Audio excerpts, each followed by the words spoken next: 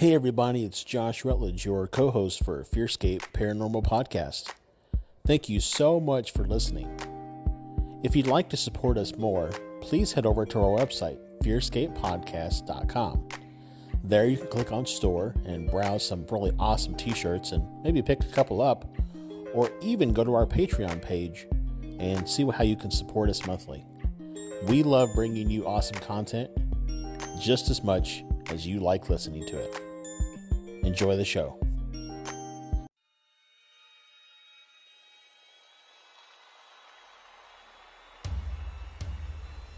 Hello. I'm so glad you could join us. I hope you brought your blanket to hide under. The spooky crew is going to discuss things and events from other realms. Ghosts, cryptids, aliens. Be sure to hold your blanket extra tight as the boys take you deep into the FearScape.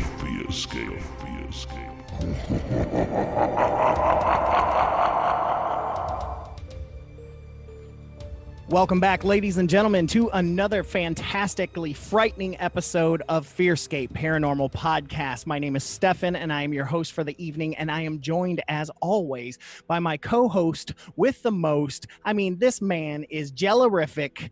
Yes, he is gelling with Magellan, his whole body, Josh Rutledge. Hi, Why? Josh. Why? Thank you for that. I don't know. Or do you mean like gelling, like I'm like got some shoals gelling? No, Or you jiggle like Jello. Is really, okay.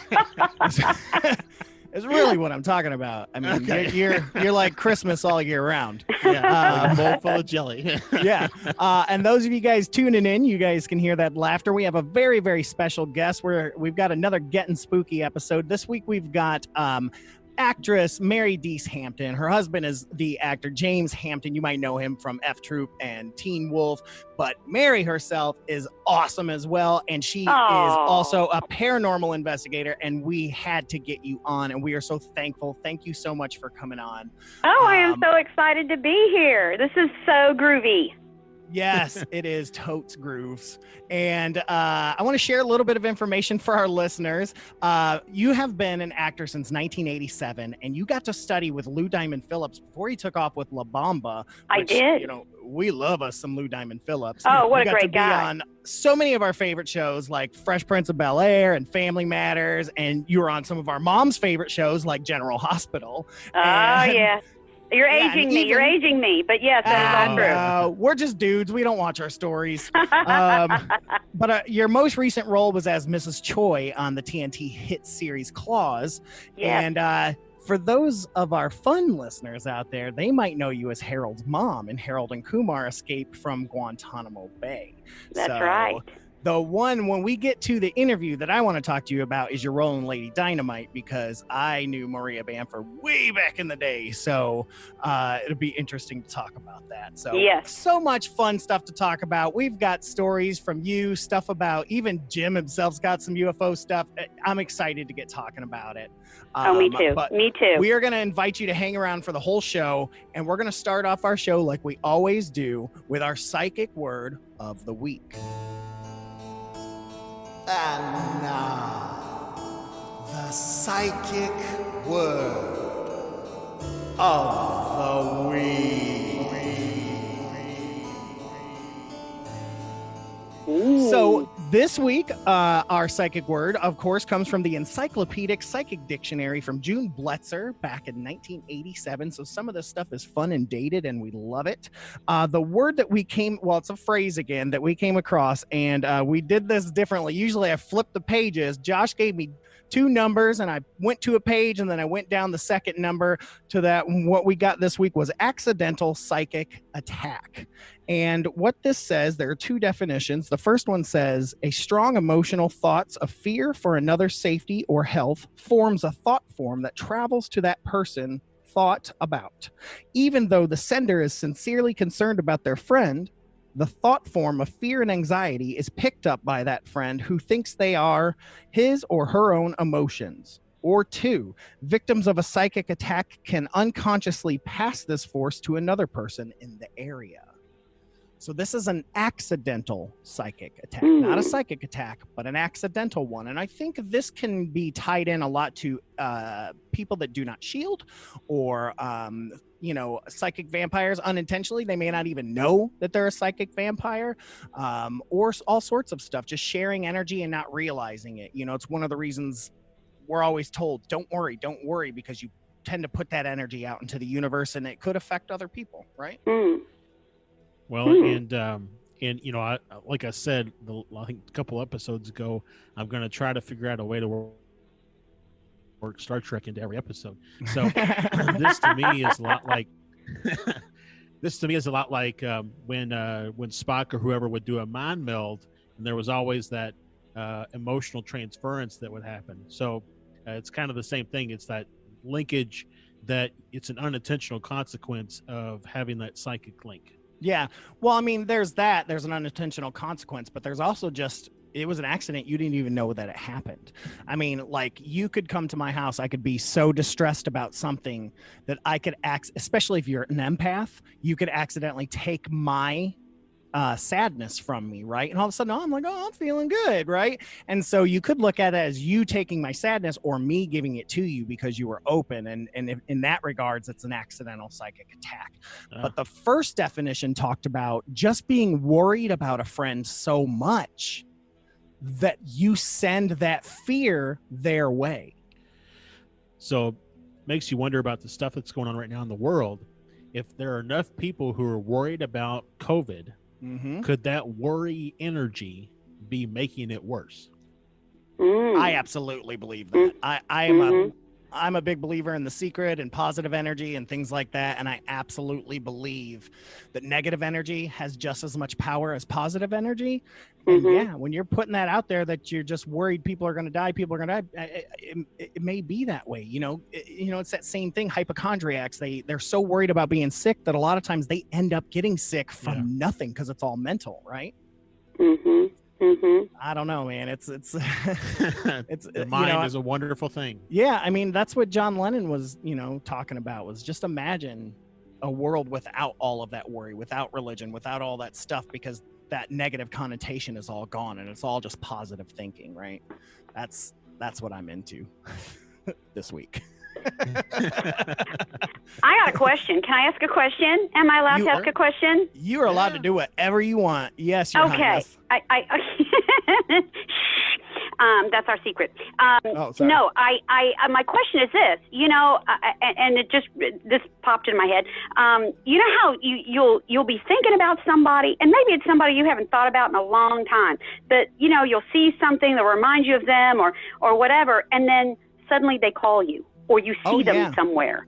To me, I think that's kind of along the same line, not in an attack type of a way, but just in a connection type of a way. Right. I would call that then accidental psychic communication. And when we were in college, my close friends and I that have always been New Agey and pagan and things of that regard, we used to call it witch mail. That, because this is when email was just starting to come around and things like that. And we'd be on college campus, and one of us would just be like, oh, David needs us, because we could just feel it, and then we'd run across campus and go to them. They're like, good, you got my witch mail. Or you can do it with parents. Like, we used to do it because we couldn't afford long distance. And if I didn't have a phone card, I would just try to send the vibe out to my mom, like, call me. And I swear 60-70% of the time she would call me within an hour. It was mother's intuition, though, too. Yep, pretty impressive. Yeah, so. I would just call. I do a collect call, and then just say, "Hey, this is Josh. I'm doing okay. You can accept the charges if you want." Yeah. See, my stepdad hated me, so he didn't want me to call. So mom had to call on the DL. Oh. So she's divorced him, so I don't care now. But so I had to have to call on the down low, so she would usually call me. So a lot of times she'd know I'd call and it would ring 3 times and I'd hang up and she'd know. She would know it was you. Yeah. So, but so that's phone card was a blast from the past.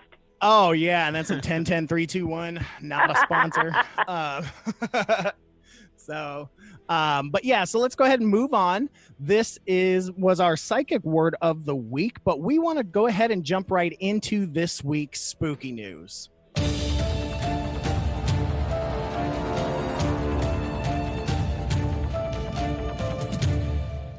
All right, so I had a couple things that I wanted to pull from this week for spooky news, but this one stuck out to me the most because of the quarantine that we're all in right now. Even though states are opening back up, people are still choosing to be in lockdown. I am for the most part. And, here's what this is. This comes from the New York Post, and I actually found it on a number of different sites, but the headline reads, "People stuck in haunted homes during quarantine report a rise in spooky happenings." And what this says is that the coronavirus is spooky enough. True. But try living through the lockdown in a house that's haunted.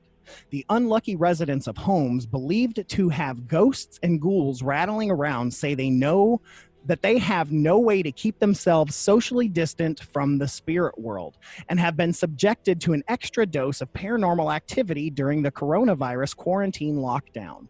Believers say they're experiencing everything from books flying off the shelves to creepy cold brushes of air and pets behaving strangely. "The more I'm stuck in this house, the more there's a feeling," said Kurt Schleicher, 56, of Tampa, Florida, who has been forced to stay at home during the coronavirus in the notorious house where killer Victor Licata slaughtered his parents, 3 siblings, and family pooch in 1933. He says, "You notice all these weird supernatural things when you normally wouldn't, and there's so much time to think about how extra scary they are." He has told the Post that he's trying to share the home peacefully with its spectral occupants amid the lockdown.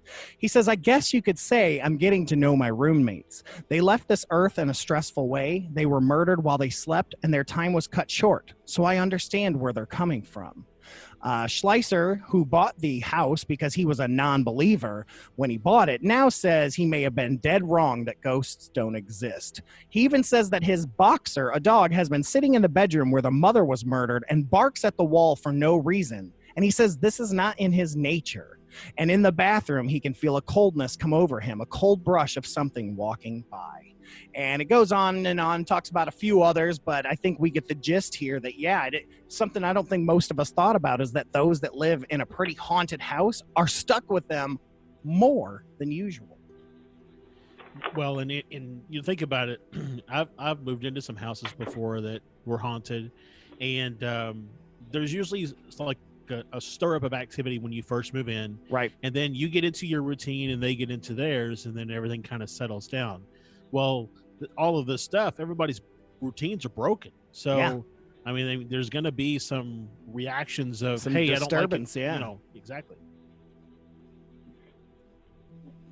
And just like you said, this disturbance, it's kind of shaking things up that, they don't have their routines. You don't have your routines. Plus you're there more. So they're able to kind of build more energy, because I definitely think that not only do ghosts take from electrical energy and things in the house, but remember, we have electricity running through us as well. And so I believe that they can take some of that from us, almost like an incubus or a succubus without the sexual flavor, but, as a way to kind of feed a little bit to allow themselves more activity. Well, and again, talking about our energy that we, put out there in the world, if we're also irritated because we're at home with our families we may not see all the time usually, then all the energy gets released out into the home. I didn't even think about that. Negative energy feeding something too. Mm-hmm. Yeah. Didn't even think about that. Yeah. That could definitely feed something like poltergeist or something dark, for sure. Yeah. Well, do you think too that maybe it's just, when we're not at home, this activity is occurring anyway. We're just not there to experience it. But now that we're here, it's pronounced because we're here. And, sure. There's this misconception, I think, at least in my experience with, paranormal investigation that, this only happens at night. Well, no. why would hauntings only happen at night? And I think that the idea is that we've got so much activity during the day that's distracting us, different sounds, et cetera, that, now it's nighttime and the house is quiet. Now I'm hearing all this stuff. but it's been going on all day. We're just distracted. We're just not hearing it. And now that we're home, during the day, suddenly it's, I heard that, or I experienced this. I mean, I think maybe some of that is true as well. It's there. It's just been, fogged up by other stuff that we were otherwise doing, or we just weren't home to experience in the day. Yep. Yeah, absolutely. Absolutely agree with that. I mean, and just like you said, things happen during the day. I mean, we talk about my place of employment. While I was there, it's an old building. I would get tapped on the shoulder all the time. This is all stuff that happened during the day. I mean, heck, there's been 1 or 2 times Josh and I were recording, his door just opened up, just, no cat, no nothing, just random stuff, Yeah. So, yeah, they're there. They pay to play, so they're there. And if you give them an audience all day long, I mean, I'll tell you, if I was haunting somebody, I'd be stoked if I had somebody all day long. Especially if they're lonely, at the same time, especially if they're lonely. So, but yeah, so that's our spooky news for the week. If any of you are out there listening and you've noticed your haunting activity skyrocket a little bit since the lockdown, let us know. Let us know about that. We'd be curious to see if anybody else has had these experiences besides Mr. Schlescher over here from Florida. But yeah, so on that, Josh, let's go ahead and move right into our UFO sighting of the week.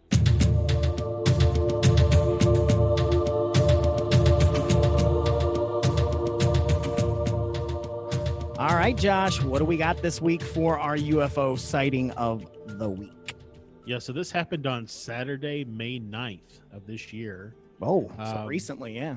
Yep, in Radcliffe, Kentucky. Oh, so near us too. Yeah, exactly. Ooh. So it says. At first I thought they were candle lanterns someone was letting off, but then 3 more came behind the first in a triangle pattern. They weren't going very fast, like they were just looking and watching. Again, there was no sound. I have no knowledge in editing, but I have a video. So I don't have the video to play for you all, but I will see if I can download it so that we can put it up. Yeah, put it on. Make sure we post that for sure. As soon as this gets posted, we should post that video as well. I'd like to see it. So, and then I know, Mary, you have a UFO story, or maybe it's Jim's story, but one that you can share on Jim's behalf. Yes, I do. He is a firm believer. Now he was caretaker in the original Longest Yard movie back in the mid 70s, and right after that movie, he did another movie with Burt that they shot in Nashville called WW and the Dixie Dance Kings. And if you watch that movie and you watch that character that Burt plays, he is absolutely the essence of the Bandit, which came just a couple years later. But he and Burt were in Nashville shooting WW, and they had the studio had rented them a house kind of out on the outskirts of Nashville. And so he was driving back there late one night, and he said he looked up, and there were all these like different colored orbs, lights in the sky, and he had read, maybe a year or so earlier, that Jimmy Carter, who would be president in 77, that he had actually experienced a UFO, I think in the late 60s in Georgia, and that he actually filed a report, and I can't remember the name of the organization, but like the National, organization for UFOs, yeah, I'm trying to think of what it was then. Yeah, and he actually filed a report, and he said, I will never again ridicule anyone who says they've seen an UFO. And he was a firm believer, and Jimmy actually wrote him a letter and said, I too have experienced this. And interestingly enough, he got invited to Carter's inauguration. Wow. I don't know if it was because of the UFO letter or what, but yeah, so we've had a president here who is a firm believer, and he's still with us. Looks like it was NICAP, the National Investigations Committee on Aerial Phenomena. 1973, he filed it and said that he saw it in October of 1969. And I've seen some interviews where he's talked about it, and he was very open about it. And there is some talk now. Now, bear with me. This is conspiracy as it all get out. Is why he didn't win the second term was because he was trying to dig deep into UFO files, and the shadow government didn't want him. That's just there you go. I mean, I believe that, but I love that story because I mean it certainly lends some credibility for, so many persons out there who, like myself, believe, and so there you go. So that's Jimmy's story about his UFO.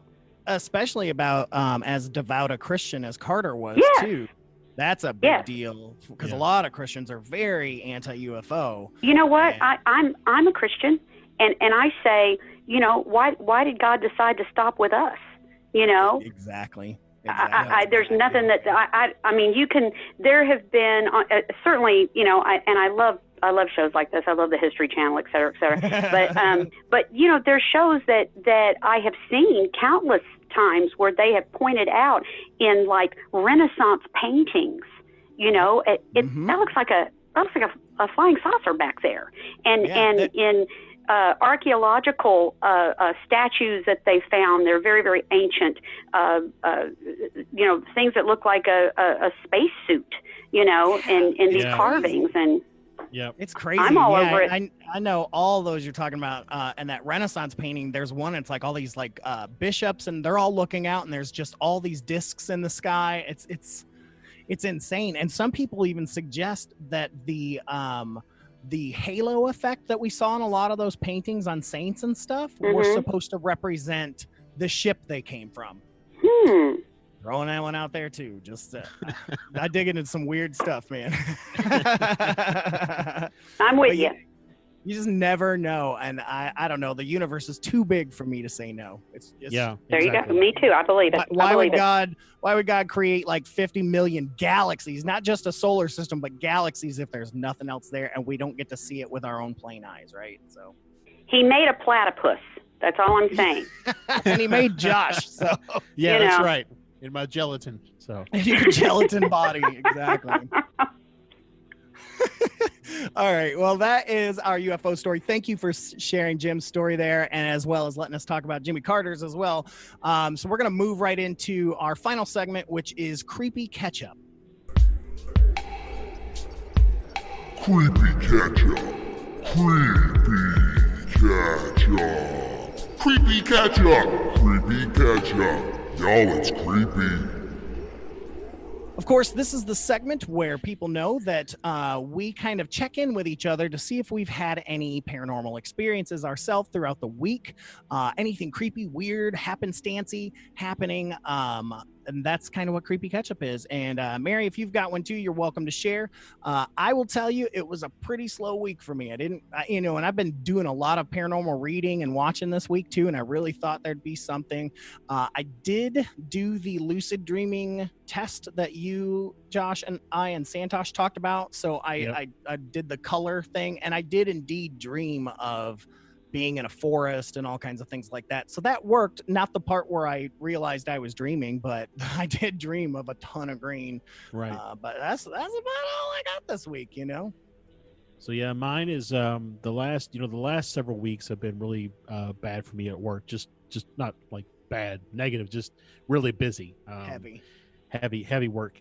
And so most nights I'm just exhausted by the time I go to bed. So I don't really have any reason to try to do anything. So last night I was laying in bed, and I actually went to bed at a reasonable time, and so I decided to do the number test with we've done before, where I will think of a number and I'll kind of put it out there to you, and we'll see if you're able to guess the number. I'm always like one digit off. You ever notice that? Every time I'm one digit off. Yeah, so this time it was 36 and you guessed 37. Yep. So every time it's one digit. Well, and the first time it was like my number was 42 and you said 24. So it was so it was reversed. Yeah.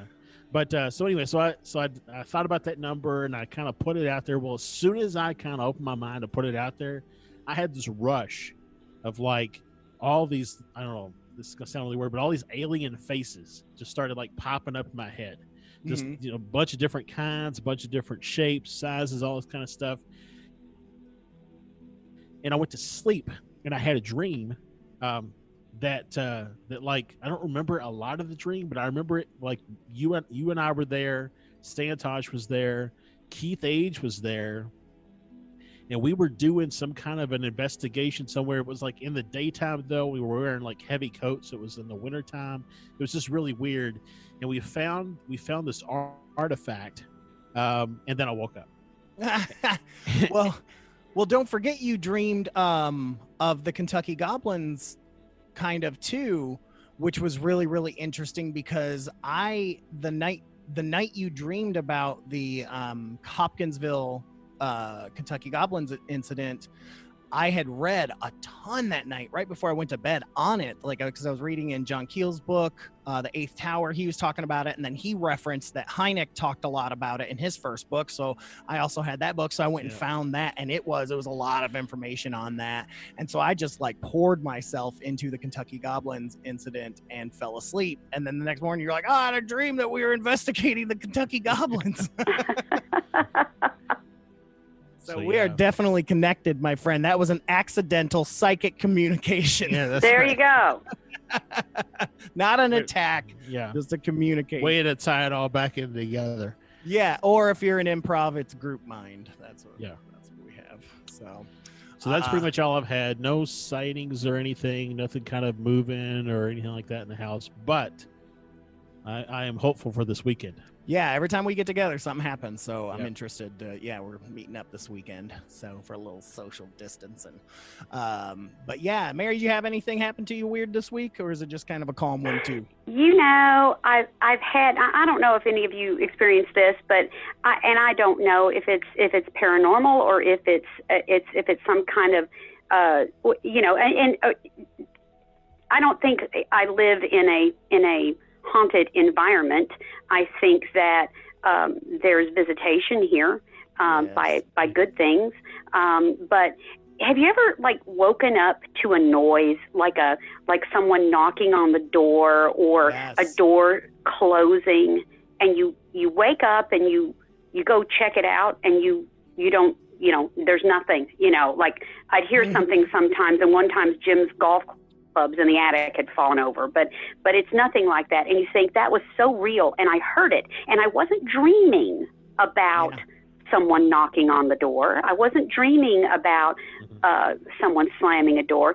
I've had two of those things happen this week, but they weren't frightening things, We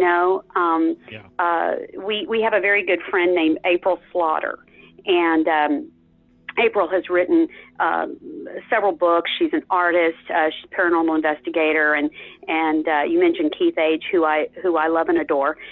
Me too. And I know that I think she has attended maybe Mid-South Paranormal or some events that he has been a part of.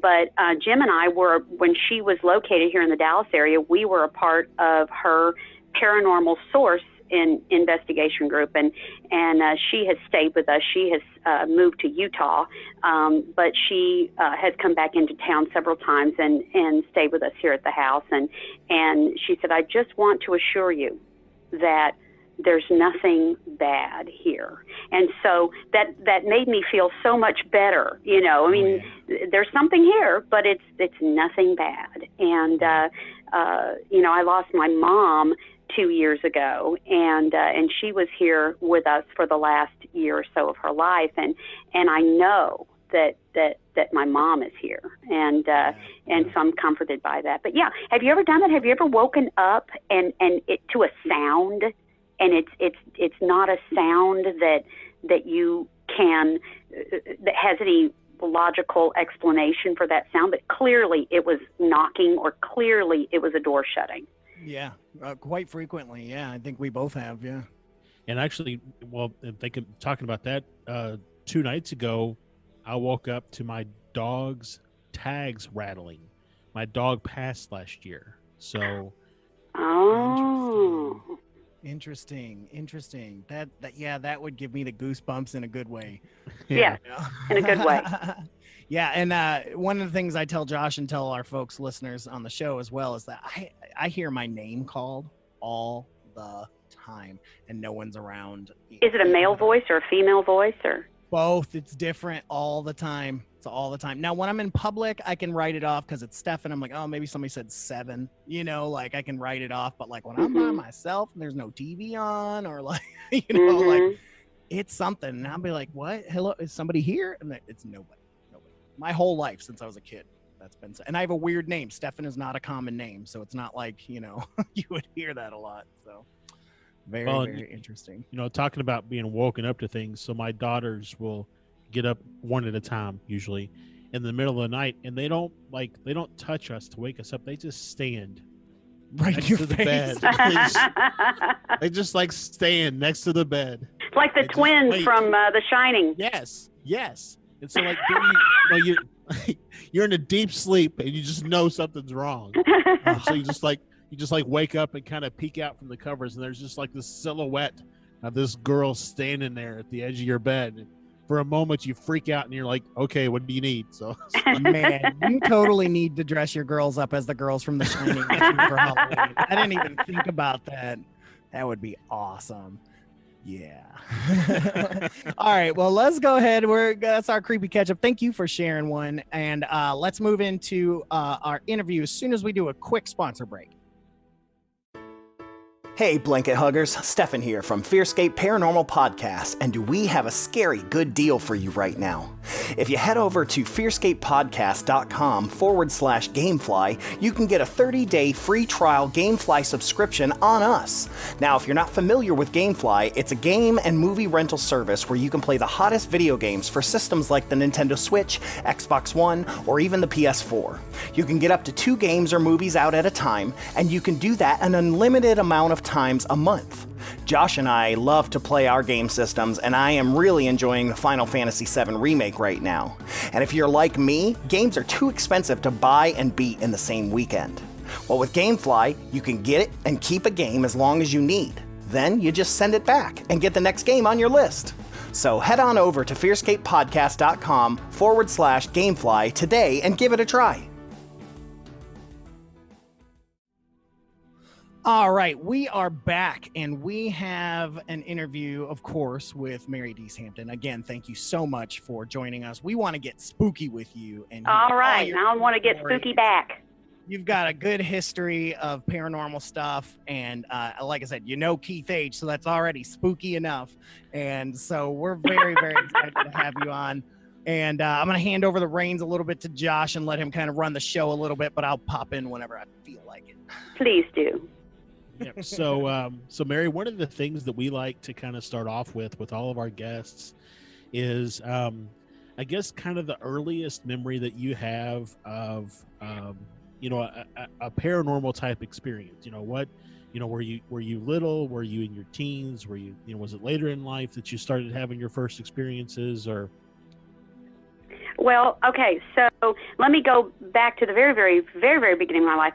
I was a twin, and my twin died at 33 hours.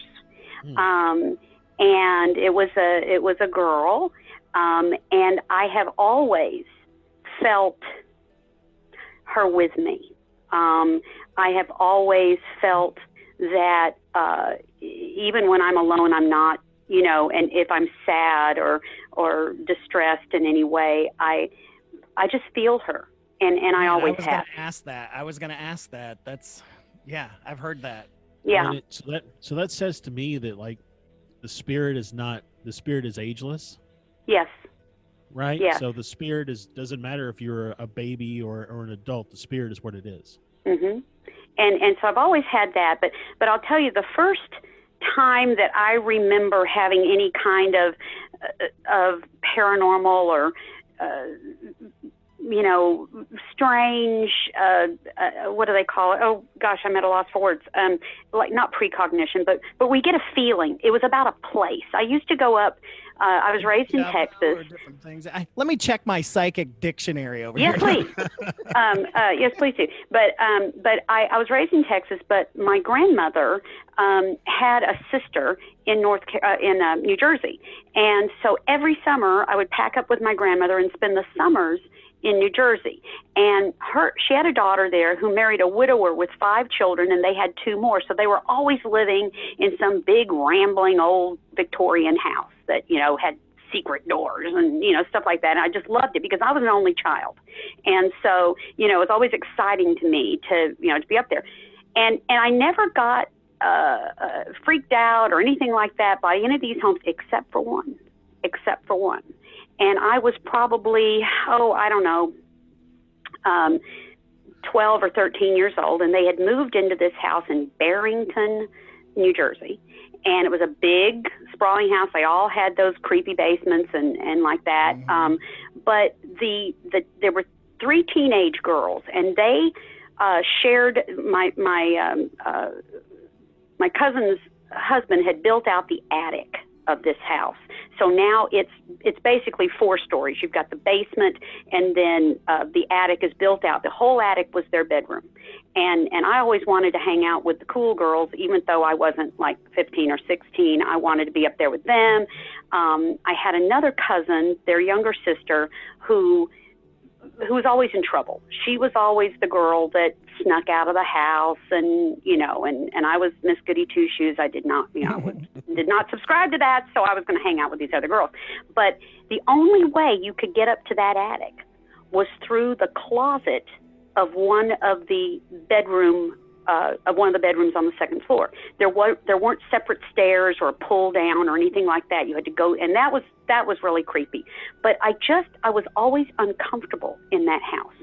And I went there one summer, and I spent the night up there in the attic, and I didn't like it.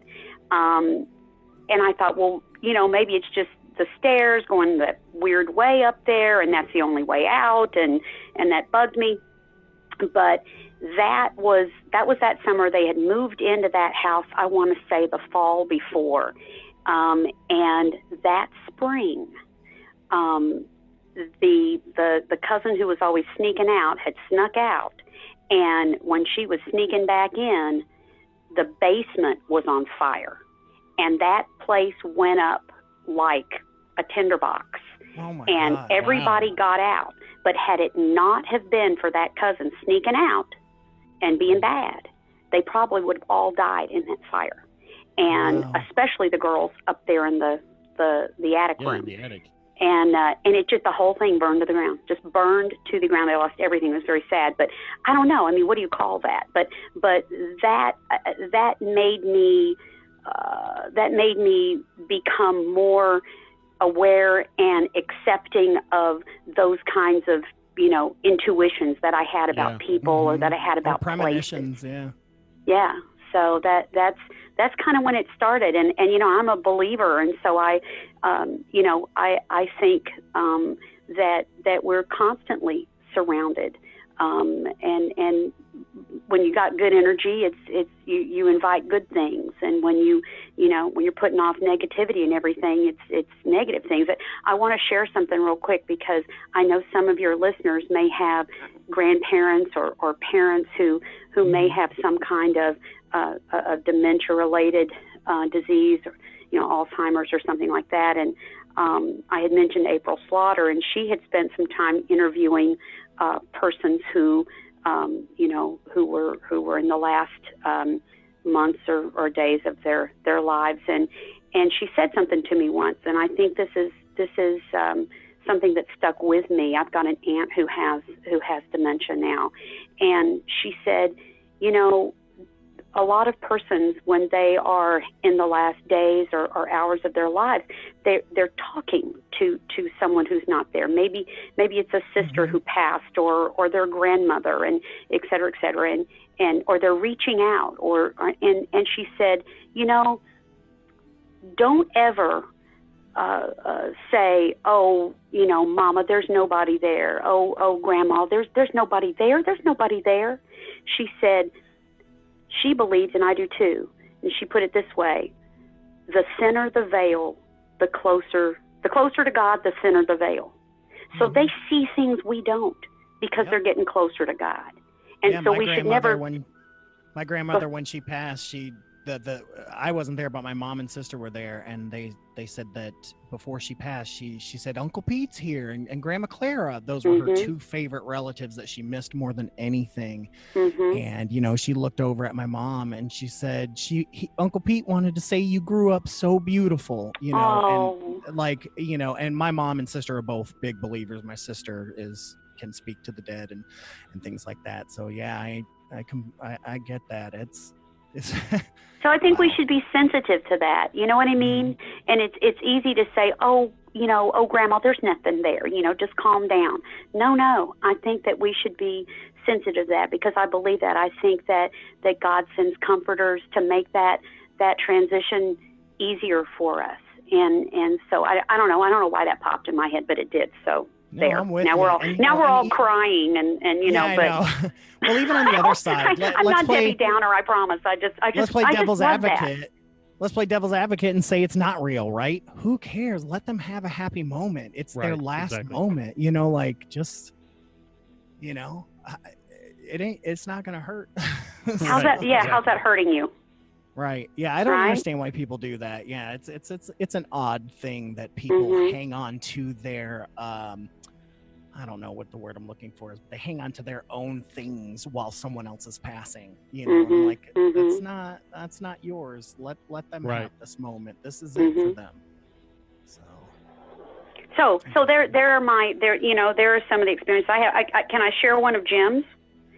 Please, we would love to have some Jim stories. Jim's so funny. So I'm going to tell you this story because it's really funny. And he's got his autobiography is coming out this fall. It's called What and Give Up Show Business, and it's just basically a recounting of some funny stories. And in his biography, leading up to the stories about him being in Hollywood and et cetera, he tells a story about when he was in college. I said, I asked him one time. I said, "Do you have any good ghost stories?" And he said, "Oh yeah." He said, I was like, "Oh, so I'm waiting with bated breath." And he's telling me the story. And he said, "Well, he was out with a pal of his, and they were in college. They were driving around, and the guy had a convertible, and they had, put on a little toot, and he thought it would be very funny to throw empty beer cans at the police station as they drove by in Denton, Texas, and he proceeded to do just that, and then suddenly, they get pulled over, and his friend Bob, he's a nice guy and less inebriated than Jim. He was trying to confess to doing it, but as Jim said, Bob had a kind face, and I did not, so they immediately were on to my shenanigans, and they took him to the justice of the peace, and he said, "Kid, how much money do you have?" And he said, "I got $1.40." And he said, "Okay, well, that's your fine, but you got to do 20 hours of community service." And he said, well, what do you want me to do? He said, "You got to mow the cemetery." And so now this cemetery is still there in Denton, Texas, out by University of North Texas, what it is now, University of North Texas. And so Jim said, "Oh, yes, sir." And he thought he got off pretty light. And he said that first night he got over there and they had those push mowers, those old push mowers. And this was like 1957 or something. And he said he was out. He thought, I'm pretty embarrassed. I don't want my friends to see me. I'll just go out like at midnight or something and mow the cemetery.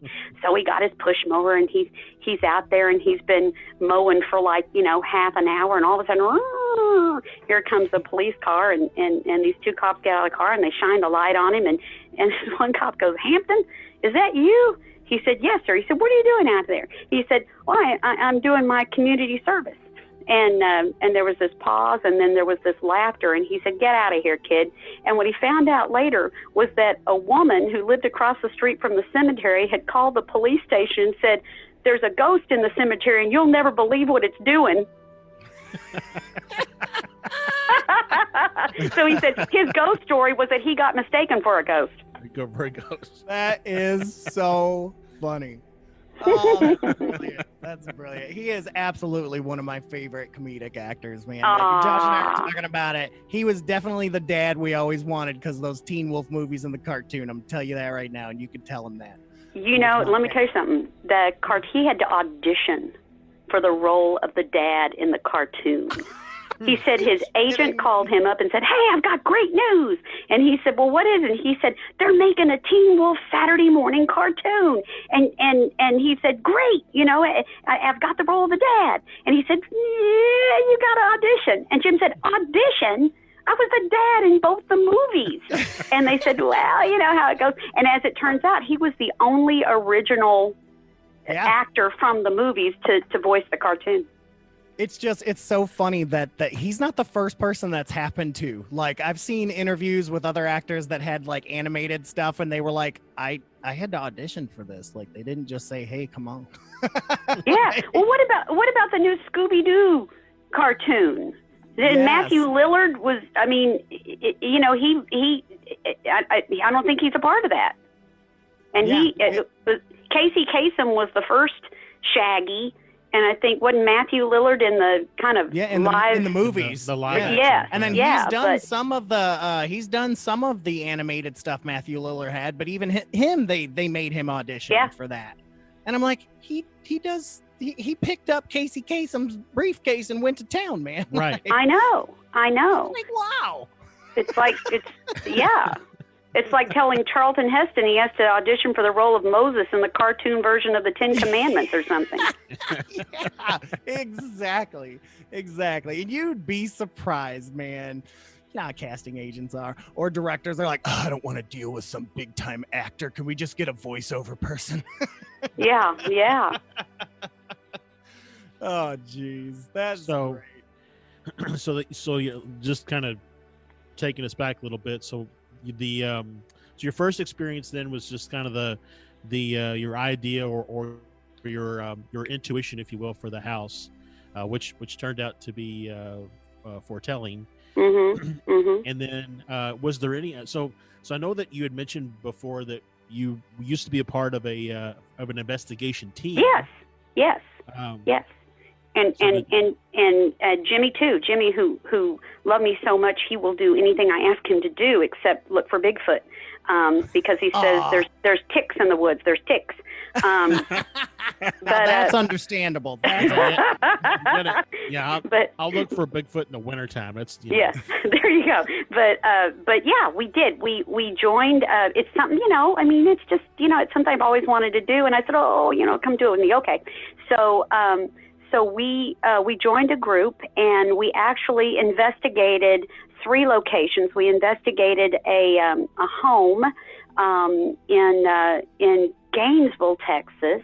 We went down, and I've seen this place before on a number of different shows, like Ghost Adventures and that. The Black Swan Inn down near San Antonio. And then we investigated an old in downtown, the Fort Worth Stockyards. There's everything down there is like super old, but there's a kind of an ice cream parlor place.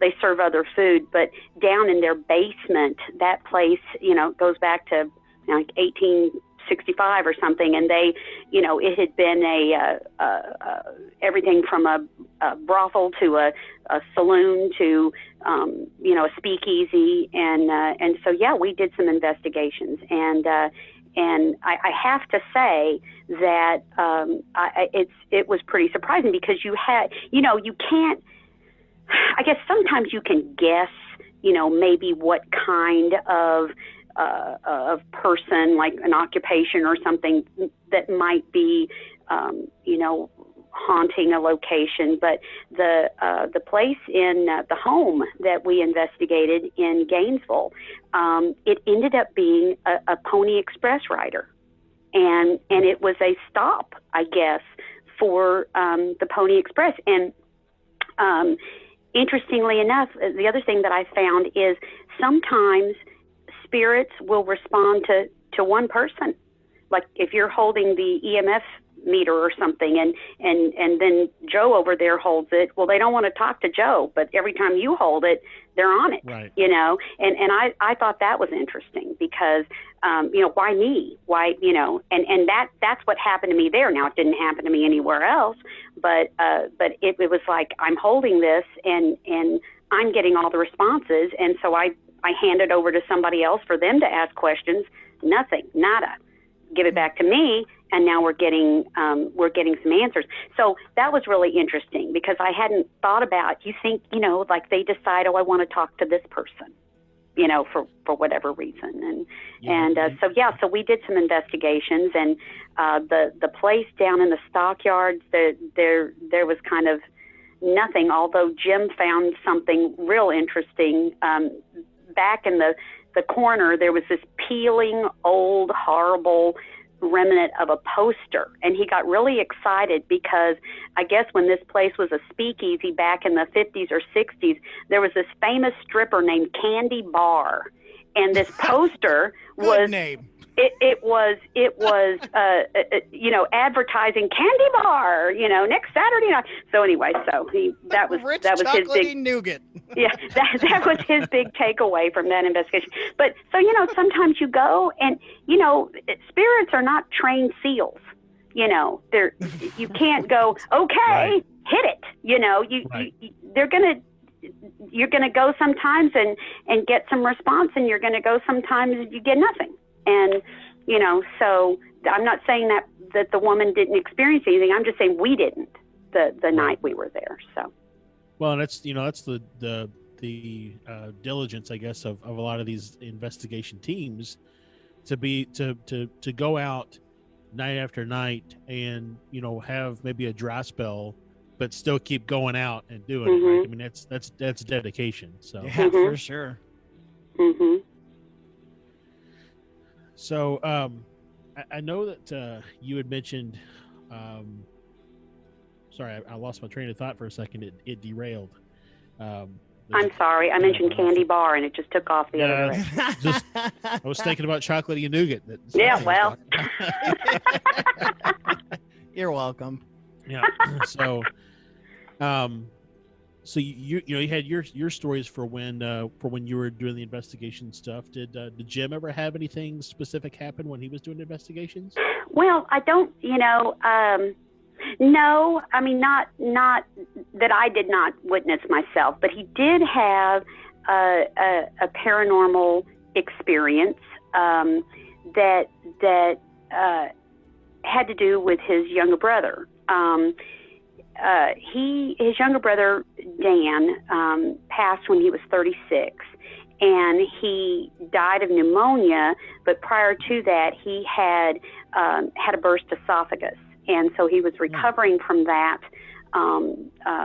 surgery and event, and he got pneumonia and passed. And Jim said he knew that his brother was, you know, his mother was taking care of, nursing him back to health there and at her home, and that he was, you know, not doing well. But Jim said he was worried about him, just worried about him, and he was away doing a film, and he woke up in the middle of the night just with this feeling of euphoria, just this feeling. And he said just at total peace. He had been worried about Dan, and he said he just had this, not just peace, but just this happiness come over him. And he said within minutes, the phone rang, and it was his mother saying that Dan had passed. Wow. And April was staying with us. This was about 4 or 5 years ago, and Jim was taking a nap, and she was in the living room. And she said he came around the corner of the hall, and he lost his balance. And she said she looked up and she saw a man standing next to him. And she said Jim turned around and looked at him too, looked right at him. And then she got up and helped Jim back in the living room. And I said to her later, I said, well, what what did this man look like?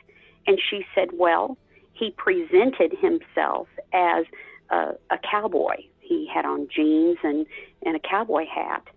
And I went and got a photo of Jim's younger brother, Dan.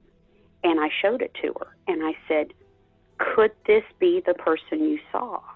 And she said, it very well could be. Jim's brother, Dan, was a rodeo clown. Wow. And so I believe that Dan is here and visits Jim. So, you know, that is a paranormal experience on his part that I know of. So anyway, so yeah, so I love that. I love that it's Dan. I love that. Yeah. Well, Yeah, that's. You know, Go ahead, I know Josh, that. that was good. I was going to say. I mean, I know that my my grandfather, who passed about 12, 13 years ago. I mean, he visits. I smell his cigarette smoke sometimes. My wife tells me it's because I'm having a stroke, but I don't think that's the case. Yeah, no, same. My grandmother, like, I smell her perfume, and I know she's there. Like, it's a telltale sign. My wife doesn't wear that perfume. I mean, it's like, I don't even know what it is. Like, but I know that smell. Smells are really big. Right, for it me is. in paranormal. Yeah.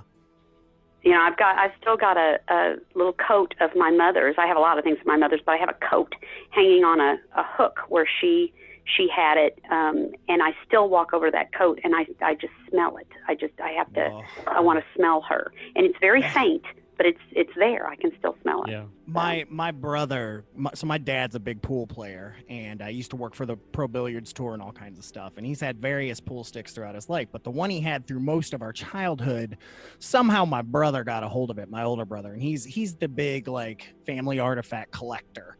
And so, you know, my dad's still around, but he had gotten that. And I was out there one year, out at Tommy's house, and he says, "Hey, I want you to smell something. Tell me what you smell." And he hands me the pool stick, and it was my dad. It's like you could smell. It's like all those years of being in a smoky bar. You could smell the oils that make up my dad's personal scent, or any cologne that he's always worn, like Aramis his whole life. And it's like you could smell. I mean, it was all just this collective smell that made up my dad. And I was like, God, when he passes, this is going to be hard. It's like, because we're all going to have his things, and you're going to smell that I hate to say musk because that makes it sound gross, but it's like that musk that is my dad's scent. Yeah. As long as you don't say moist.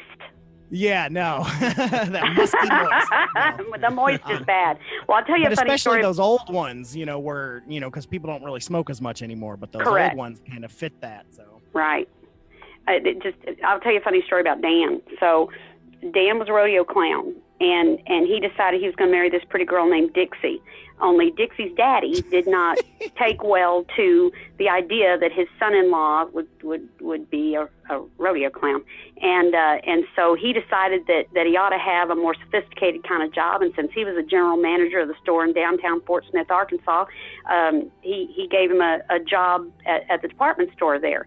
And Jim said Dan had been there about 2 weeks, and he was unhappy. You know, he wanted to be outside, and he said he was stocking shoes or something, and he was carrying them into the elevator, and I guess the elevator had not quite come up to the floor level, and he fell into the elevator and broke his leg. And Jim said he went up there and visited him in the hospital, and he said, man, he said 15 years of rodeo clowning and nothing ever happened. I work in a department store for 2 weeks and I break my leg. exactly So he went back to he went back to rodeo clowning, and they got a divorce.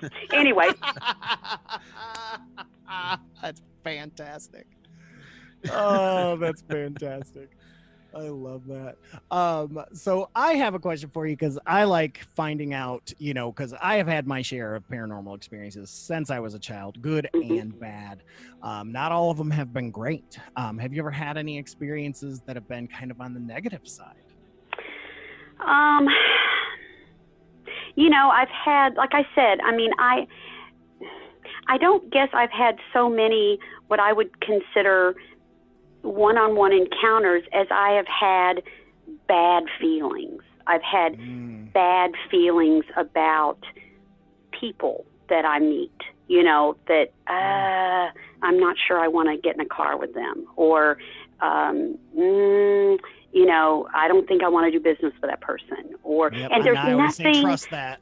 yeah, there's nothing about that person outwardly that would make me be fearful of those things. But it's that, I guess it's just that kind of intuition. But as far as, I guess I just haven't had anything negative happen to me personally with any kind of a paranormal experience where something attacked me or frightened me in that regard. But again, it's just feelings of being in places that make me uncomfortable, and people that make me uncomfortable. And I want to believe that it is, that those are, my guides, my Right. My loved ones who are guiding me to steer away from places and people sometimes. But yeah. Well, a few weeks ago we had Vashti Hooper on the Real Medium, and one thing that she said when she was on is that our loved ones, our family members, visit us all the time to help guide us in the decisions that we make. Mm-hmm. And that really resonated with me, because they're not just here when you think you need them. They're here all the time to help you make sure you're making the right choices and the right decisions. Yeah, that even possibly sometimes that conscious voice that you hear may be one of your relatives or friends. Mm-hmm. Mm-hmm. We were talking a minute ago about hearing a sound. Now, I have heard a voice before that woke me up, and sometimes it's my name being said, but it's not just a sound. Sometimes it's a voice, and the voice may not be saying my name, but it just may be like, oh, or yes, or something, and that word wakes me up. So why not? Why can't I certainly believe that our loved ones just don't stop loving us and fly away. I think that they love us for eternity. And I think once they cross that veil, cross that portal, they have a different type of access that we can't even imagine. That they are able to traverse back and forth through that light, through that portal, and that's one thing. Anytime I've been on an investigation, we definitely head towards the psychic side of things and helping spirits and things like that. And when my sister and I, especially when we try to help move a spirit along, we can remind them, hey, once you cross, you'll always be able to come back and see anyone that you've loved or a place that you've loved, and you're not stuck here and you won't be stuck there. Like it's kind of beautiful, and it's kind of, I don't know, makes me feel good about passing on myself. Well, and I like like the movie Interstellar with Matthew McConaughey. When his daughter, when she's young and she gets the, if anybody hasn't seen it, I apologize. I don't think I'm gonna ruin anything here, but no. But his daughter gets the lines on the floor, and then that gets him to thinking about what those lines mean, and then you go on in the movie and you figure out that he's the one that actually made the lines, and so it gets into the whole paradox and all that kind of stuff. But it makes me think about if the spirit is timeless and ageless, then if you had an experience as a child, it may have been with a spirit who you didn't know had passed yet. So the spirit passed later in your life. But because the spirit is timeless, it could have interacted with you as a child. That's interesting. There's a movie that I've watched recently by the film company A24. They're like my favorite new independent horror film type stuff, but they do more than it's artsy stuff. But they did a movie called A Ghost Story. I actually didn't really care for the movie all that much, but there was an interesting concept where throughout the movie, this character is being haunted by this ghost, and then he ends up passing away and he becomes a ghost and haunts his family that was left over. Well, he's there because this shows that he's stuck to a place, and so years go by and new people move in, so he haunts them, and then the house gets the house gets torn down, and it's like this futuristic building, and he's all of a sudden able to go up into the building and up to the top. Well, somehow they didn't really explain it, but he like dives off the top of the building, and then he ends up back in like the 1700s to like the settlers that went there. So he ended up haunting them, but of course he was stuck to that spot. And then he sees himself and his family moving in, and it turns out that he was his own ghost.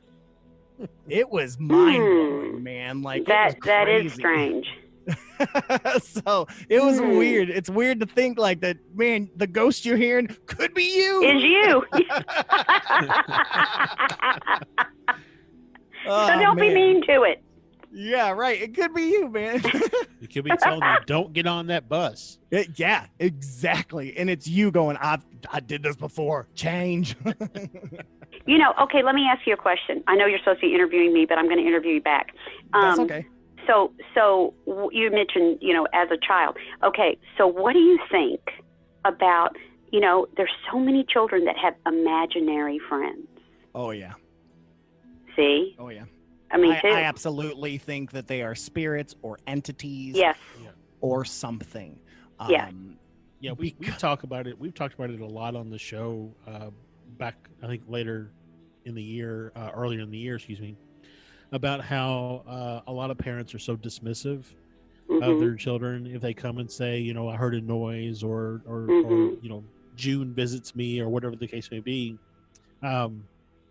But it's also because I have young daughters. I have twin girls who are 5, and they come to me and they tell me these things. And so, on the one hand, I'd like to encourage them to have those experiences, but on the other hand, they're also scared from it. And so, it's like I'm eating my own dog food now, saying that at sometimes I dismiss it as it was probably the wind, or a truck was driving by, or something like that, or I scooted my chair, and that's what you heard when I really didn't scoot my chair. Yeah, because I'm trying to comfort them and not make them be scared in their own house. And Andrea Perrin talked about that in her book. She talks about that. That when they first got their haunting, that happened to them, she specifically said, we were frightened simply because it existed at first, right? That they were just scared simply because it existed. And it wasn't till later on when they were able to find out what was good, what was bad, and things like that,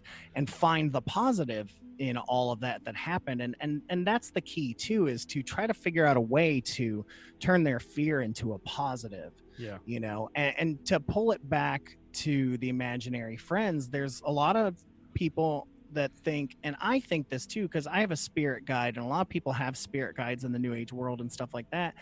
And I'm almost certain my spirit guide is my imaginary friend from when I was a kid, and I'm wondering if those are those same entities. And maybe as we get older, they become that spirit guide or that higher being, right? That helps you, or like a guardian angel, so to speak, right? Right. I had three friends, and they were always together. I had 3 friends, and I don't know that when you were talking about children, that kind of triggered that. I just wondered what you thought about that, because I believe that too. I believe that they definitely can be, spirits that are there to comfort you and protect you as a child and help you not be afraid, because they helped me not be afraid.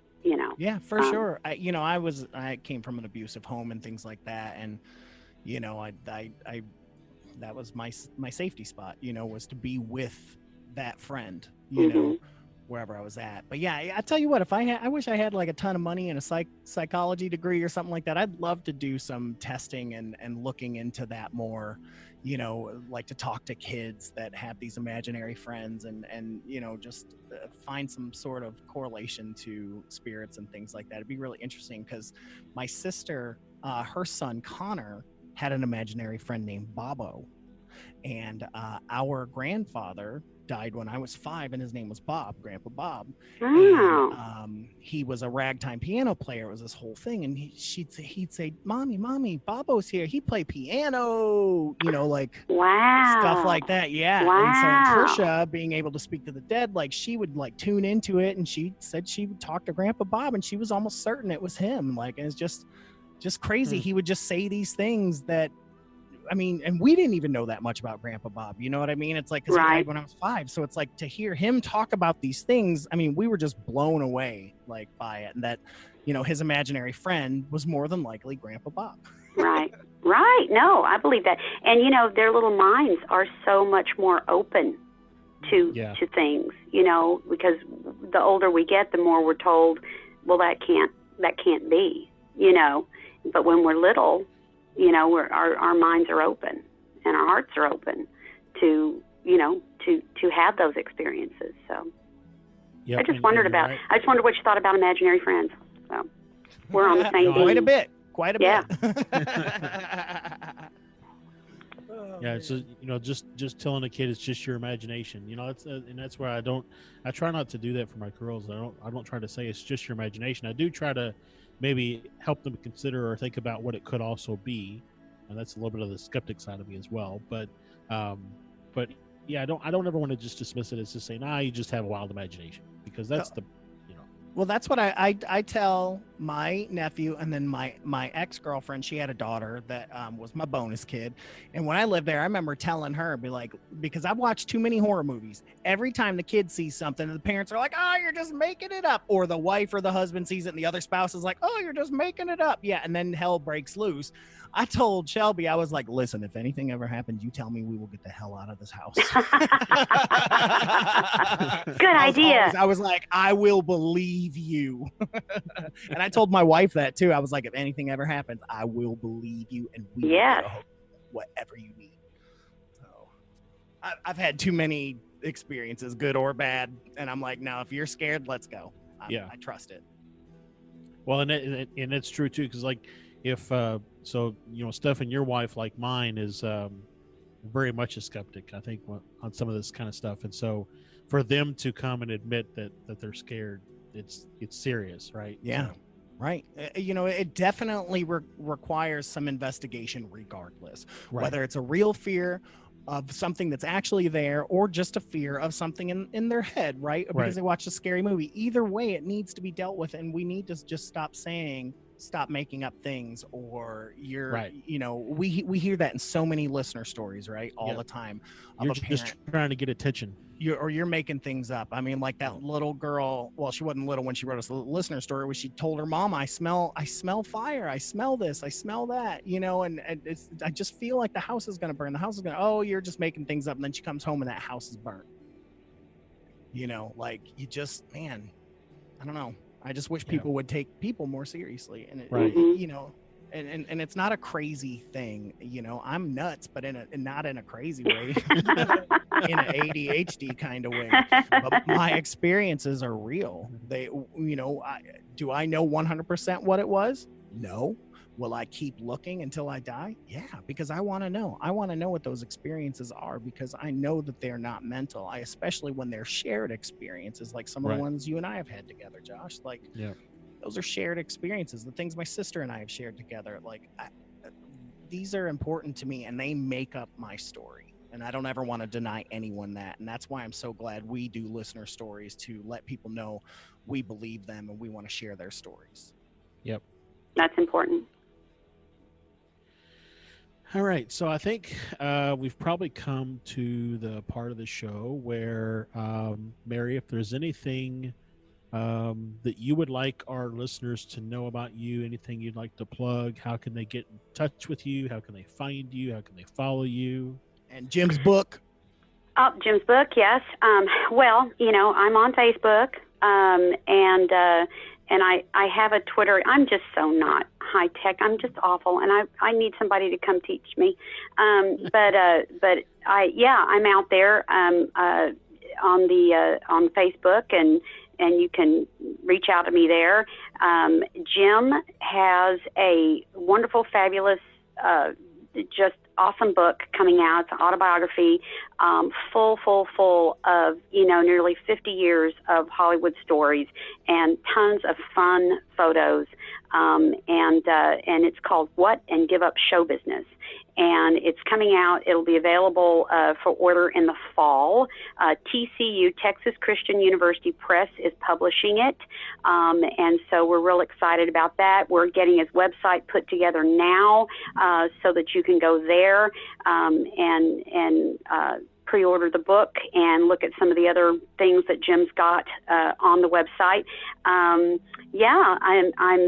was hopeful, and I had actually, Jim did a lot of celebrity autograph shows, the cons and things like that, and I had planned to go myself. Jim has got Parkinson's, and so it's difficult for him to travel a lot, and so we have not gone to any cons in several years, but I was hoping and had actually set up to go to 2 this summer to get the book out there and be available for people to ask questions about the book. And of course those have been canceled, but hopefully things will next year. I know people are terribly disappointed about a lot of those cons that have been canceled and investigations that have been canceled and things like that. But he's just, he's happy, sweet Jimmy, and he's just full of fun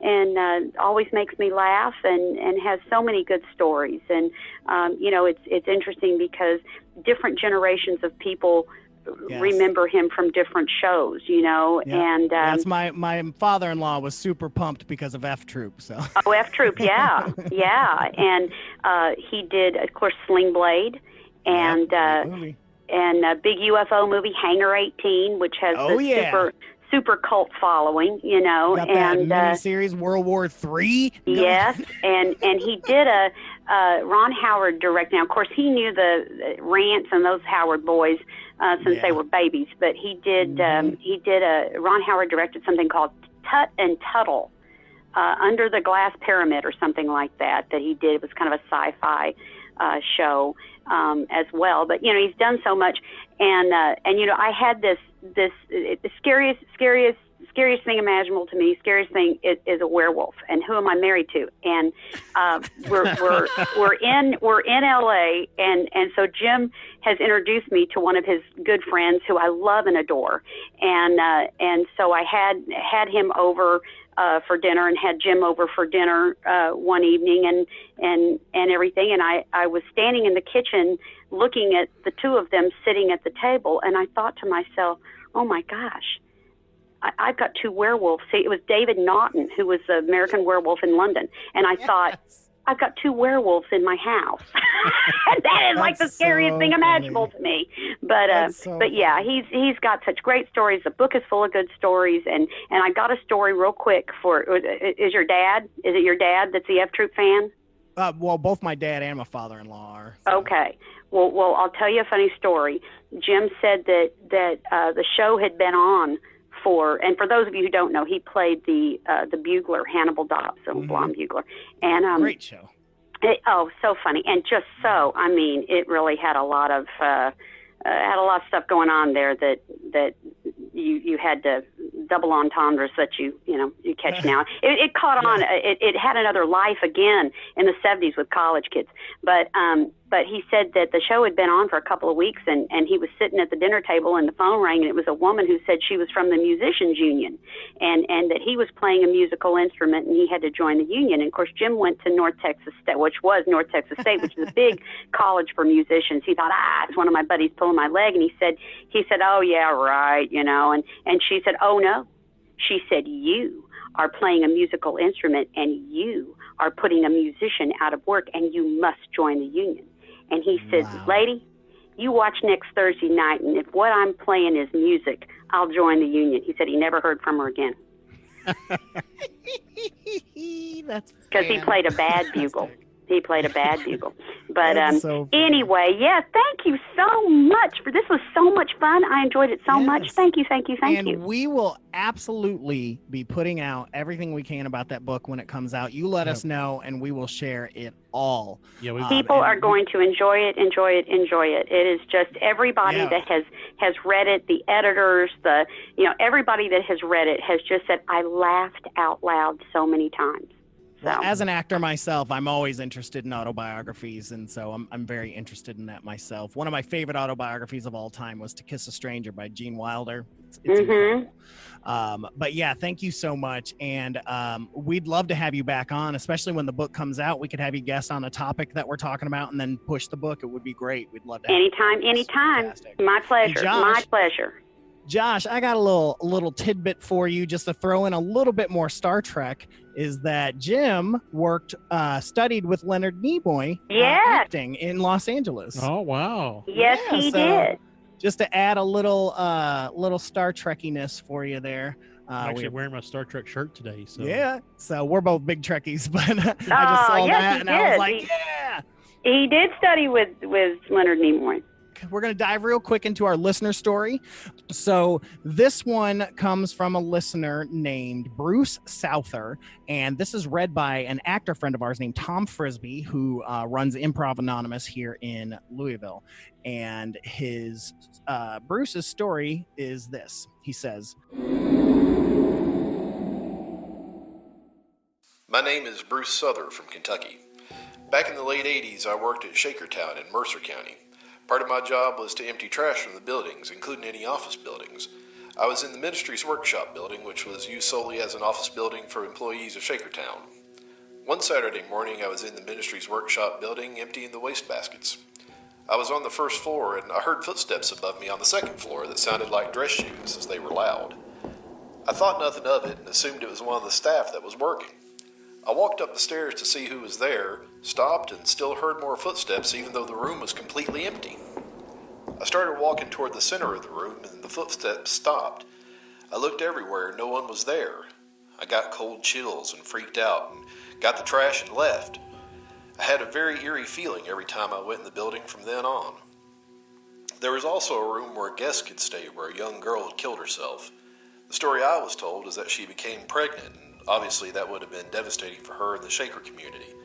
She wrote a suicide note on the wall, which is still there, preserved by glass. She tied bed sheets together and hanged herself.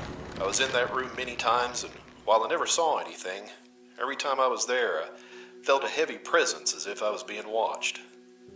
Guests would leave in the middle of the night sometimes after staying there and a few other rooms.